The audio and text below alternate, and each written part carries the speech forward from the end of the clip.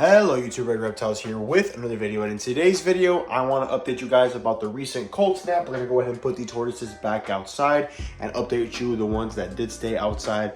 Talk a little bit about the weather and kind of like what is my go-to in far as day range for bringing these animals in, or if, for example, if I had them in a heated shelter. So with that being said, I hope you guys enjoyed today's video and let's get started. So before I go ahead and put everybody back outside, I'll give you guys a rundown. I have these cement mixing tubs. Here are the larger of the three smaller radiators per se. Here are another 5. As you can see, some of them have pooped. That is the reason why I have the hay Victoria. We got Play-Doh and Chalice. And then we got the leopard tortoise right here. And then of course, Aristotle. Star tortoises babies stay inside year round.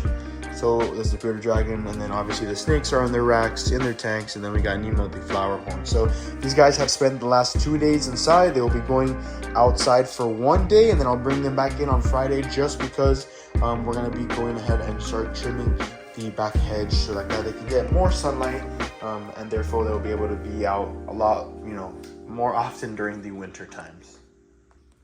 And if you notice, so once again, the reason why I have the hay down is because these tortoises will poop. They will clean out their systems. And then after a few days of being inside, if it was extremely cold, they would be so empty that they would not be able to dirty these tubs anymore. This animal right here, so this one is Play-Doh. Play-Doh pooped yesterday. I went ahead and put a fresh hay.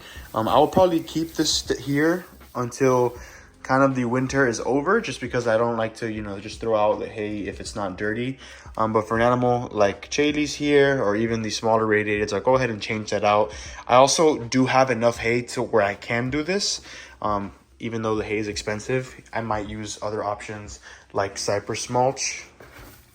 And then I've even gone bare bottom, but that is a lot more work because as soon as they poop, I have to go ahead and clean that out. So this morning, this animal had not defecated in this bin, but obviously since now it did, I will go ahead and clean this out and just leave it prepared for the next cold snap, or like I said, when I bring them inside, so that they can go ahead and just be inside during the process that I'm going to talk about here soon.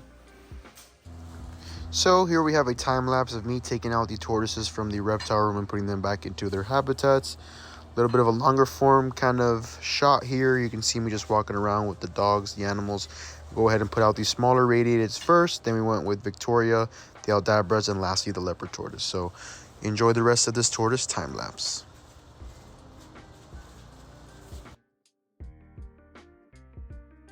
All right, so all the tortoises are back outside. So here we got the Aldabras, the radiated Victoria.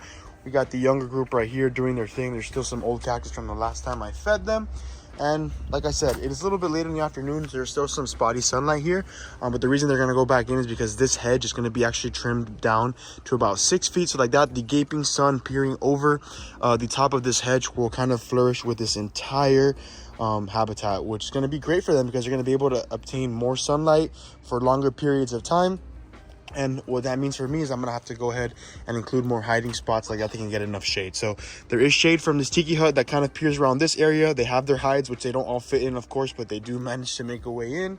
And obviously there's areas like this that still are a little bit more shaded. But what I'll do is I'll go ahead and build them a nice box. I've went ahead and grabbed the pallet and things to see what I can do creatively to give these guys a good enough area for them to obviously seek shelter / shade, so that they don't overheat as well, because tortoises can also cook too much. We do not want to keep them in direct sunlight all the time.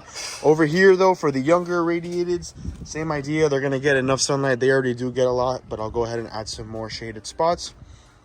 And then this side of the yard, I'm thinking about expanding these guys over there and doing some configuration, maybe making this smaller, extending it that way, and the whole 9 yards, so that we can go ahead and give these guys enough space, because these guys are going to get a lot big. You see Aristotle's huge, and Play-Doh and Chalice are not too far off. They will catch up eventually. So here is Mando. These guys were great. They did good. There's the yellowfoot as well. You probably can't see her, but she's down there. These guys were fine outdoors. The temperature dropped to 51 the day prior, and this morning it reached 49 degrees for 1 hour, which was not enough time to put these guys inside. If that was any more than an hour, I would go ahead and put every single animal that was in this habitat inside the garage. But like I said, they can withstand the temperatures. You can see he's doing what he was supposed to do, which is bask. which he would do regularly if it was cold or if it wasn't. The radiateds, the Aldabras, those kind of tortoises, I go ahead and bring them in. But like I explained in previous videos, and like I explained right now, the cutting of that hedge will allow the sun to gape over them and, you know, give them basking areas almost as effectively as the morning time, and not wait until the, you know, mid-afternoon, which is how it's hitting right now. So that is the only reason why I go ahead and bring those guys inside as well. And in here, which is Goobs and Gabs, they are in their burrows.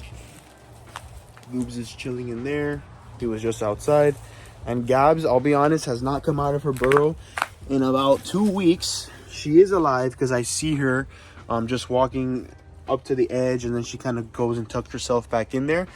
But she just wants to stay in there, and that is okay. We have to understand that they build these burrows naturally, and it promotes things like microclimates. So even though it's cold out here, inside these burrows, it's going to be nice and warm, and it's going to be slightly, you know, different temperatures, kind of like a temperature controlled AC in the summer and then a heater in the winter. So if it was 49 this morning, I'm assuming in there, and I would probably say it's around 70, maybe 65, which is great temperatures for a tortoise because they can actually handle the cold more than what we think. Every time I explain to you guys and I say, look, put them in a heated shelter or pack them with hay, we're just doing that as an extra step, and it's also just to take the edge off the cold. We're not necessarily trying to eliminate the cold, you know, 100%. It's very difficult to do so.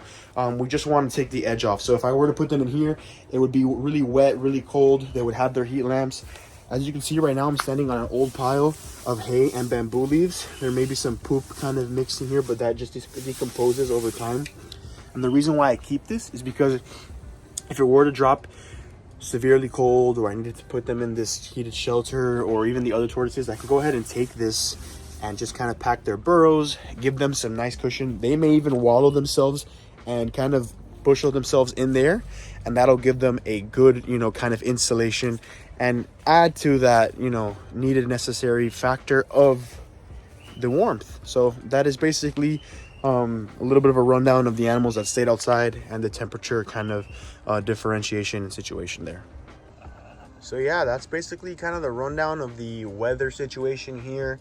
It's been pretty light, I would say, but we just started the week of December, so going from now all the way until probably late February, early March, we may experience different kind of climate, and obviously you guys know I'm prepared for that, and I have plans to help these guys deal with that winter going into the summer and, you know, spring times, which are way better for these tortoises. Right now everyone's just enjoying some of that old hay, eating that cactus. Like I explained, this bush and this hedge will be trimmed back very, very shortly, and it'll be of like great importance for these guys because this is something that I need to do to keep the upkeep of the yard, but also maintain these animals with the proper basking potential that they require. So here's Aristotle. She's looking absolutely beautiful. And to give a small update on Meg's situation, my friend who did the necropsy on her and basically is curating her skull for me, like I said, articulating the bones, he opened her up. There was just food in her stomach, so no plastics, no rocks, no signs of impacting. All the organs looked great. Obviously we cannot go into a deep analysis because he's not a vet, and nor is he, you know, gonna be doing these tests to see if there was liver failure or heart failure. We can suspect that there was liver or heart failure because a friend of mine who are exotic vets basically explained to me that that is something that happens very randomly, even though everything else may look okay. But that is the most recent update I have of Meg, and possibly the final update, because we may never know the exact reason, like I explained in the last video, and that's okay. You know, what are we gonna do? We have to just go ahead and deal with that. So these tortoises are just finishing up on that old cactus. Everybody's back outside. Like I said, those are some short updates. So I hope you guys enjoyed today's video. Subscribe, rate, comment, and likes, and see my fellow herpers. I appreciate all the support you guys have been giving me on the videos lately. I've seen the views go up, and that makes me happy as well. Even though I have a pretty busy schedule, I just try to make random videos whenever I can. Go ahead and upload them, do some minimal editing, and I go ahead and put those up for you guys on the YouTube. So that being said, hope you guys enjoyed, and thank you so much for watching.